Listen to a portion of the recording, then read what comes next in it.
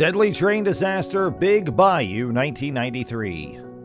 In the sweltering depths of Big Bayou, Louisiana, a deadly train disaster unfolded in 1993, a chilling event that sent shockwaves through the community. But what triggered this catastrophic incident? Was it a tragic accident or a sinister act of sabotage? Join us as we plunge into the heart-stopping tale of Big Bayou train disaster. Who were the unsuspecting passengers caught in the grip of destiny? And what dark secrets lie entwined within the wreckage? Brace yourself for a relentless journey into the unknown, where survival, deception, and the relentless pursuit of truth collide. Will justice prevail? Will the untold stories of heroism and betrayal come to light? Get ready for an electrifying story that will leave you yearning for answers. The Big Bayou Canal is a non-navigable sidearm of the Mobile River in southwest Alabama, USA. At the heart of the accident, it's just 130 meters wide with shallow and muddy banks.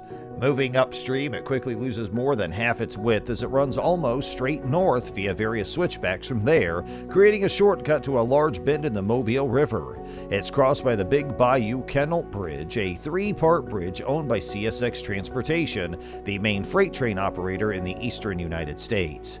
15 kilometers north-northeast of Mobile, Alabama, and 85 kilometers west-northwest of Pensacola, Florida. At the time of the accident, the bridge was used by both freight trains and passenger trains, among them Amtrak's Sunset Limited Express train. The bridge carries a single track across the Big Bayou Canal, allowing trains to proceed towards Atmore, Alabama to the northeast of the bridge without needing to go around the extensive wetlands all the way up north via Jackson, Alabama.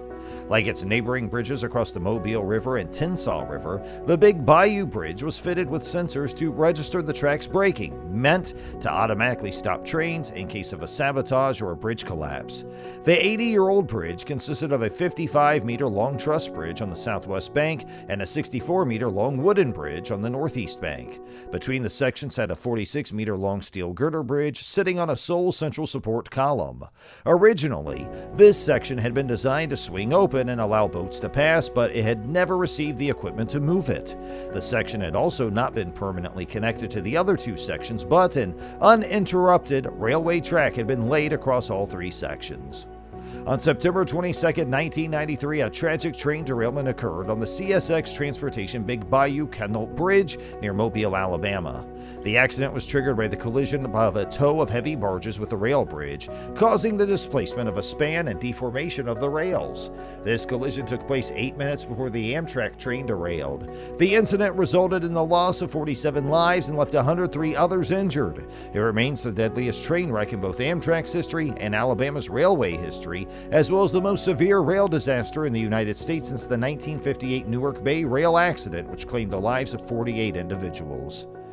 The events leading up to the incident began when a towboat named Mobile, owned by Warrior and Gulf Navigation, was pushing a barge through the Mobile River. Due to heavy fog and poor visibility, the towboat's pilot, Willie Odom, mistakenly entered the Big Bayou, an area not meant for navigation. Odom, lacking proper radar reading skills and without essential equipment like a compass and chart, believed he was still on the Mobile River and misidentified the bridge on his radar as another tugboat. At approximately 2:45 a.m., the Mobile collided with the bridge. The bridge, designed to be convertible into a swing bridge, had not been properly secured against unintended movement. The impact caused one end of the bridge span to lift about 3 feet out of alignment and severely damaged the track. Just minutes later, at 2:53 a.m., Amtrak's Sunset Limited train, en route from Los Angeles, California to Miami, Florida, approached the bridge. The train was traveling at around 70 miles per hour with 220 passengers and crew on board. As the train crossed the bridge, it derailed at the kink caused by the collision. The lead locomotive struck the displaced span, resulting in its collapse into the water below. The locomotive embedded itself into the canal bank, while the other two locomotives, along with a baggage car, sleeping car, and two passenger cars, plunged into the water. The impact of the locomotives caused their fuel tanks, each holding several thousand gallons of diesel fuel, to rupture, leading to a massive fuel spill and subsequent fire. Tragically, 47 individuals lost their lives in the accident, with many drowning or succumbing to fire and smoke inhalation. Additionally, 103 people were injured. Remarkably, the 4 crew members on the towboat were unharmed. Despite the displacement of the bridge, the continuous welded rails remained intact and unbroken. This meant that the track circuit controlling the bridge approach block signals remained closed, displaying a clear or green aspect. If the bridge displacement had severed one of the rails, the track circuit would have opened, causing the approach signal to display a stop or red aspect and alerting the Amtrak engineer to the danger ahead. Unfortunately, this did not occur, and the engineer had no advance warning to stop or reduce the train's speed. The Big Bayou Bridge disaster stands as the deadliest train wreck in Amtrak's history and Alabama's railway history. It serves as a sobering reminder of the devastating consequences that can arise from navigation errors, inadequate bridge security, and the importance of ensuring safety measures are in place to protect both rail passengers and critical infrastructure. The National Geographic Channel documentary series Seconds from Disaster delved into the details of the Big Bayou Bridge accident. The episode shed light on an additional factor that contributed to the tragedy. It was revealed that the train, Amtrak Sunset Limited, had experienced a delay in New Orleans due to necessary repairs on an air conditioner unit and a toilet. As a result, the train was running approximately 30 minutes behind schedule on that fateful day. This delay proved to be fatal, as had the train been on time, it would have crossed the Big Bayou Bridge 20 minutes prior to the collision between the barge and the bridge. This revelation underscores the significance of timing and the sequence of events that led to the disaster.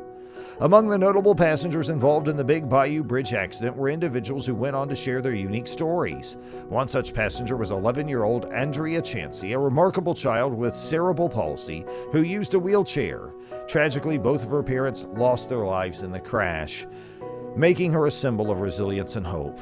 Another remarkable duo, Ken Ivory and Michael Dopide, were recognized by the Coast Guard for their heroic efforts in saving lives following the accident. Their selfless actions amidst the chaos demonstrated bravery and compassion. Additionally, renowned Christian theologian R.C. Sproul was a passenger on the ill-fated train and later shared his personal account of the crash, offering insights into the harrowing experience. These notable passengers, each with their own stories of tragedy, heroism, and reflection, provide a glimpse into the diverse and profound impact of the Big Bayou Bridge disaster. The aftermath of the train accident brought about significant changes and raised important safety concerns. Following the incident, emergency response efforts were hindered due to communication challenges and the lack of proper infrastructure in the swampy area. Survivors faced harrowing experiences, with many succumbing to the fire, smoke inhalation, or drowning. The heroic actions of some of the individuals saved lives amid the chaos. Will the haunting memories of the Big Bayou Bridge accident ever fade away? How will the survivors and families of the victims find closure and healing after such a devastating event? And what measures will be taken to prevent similar accidents in the future? As time goes on, the answers to these questions will slowly unfold, revealing the long-lasting impact of this tragedy on individuals and the transportation industry as a whole.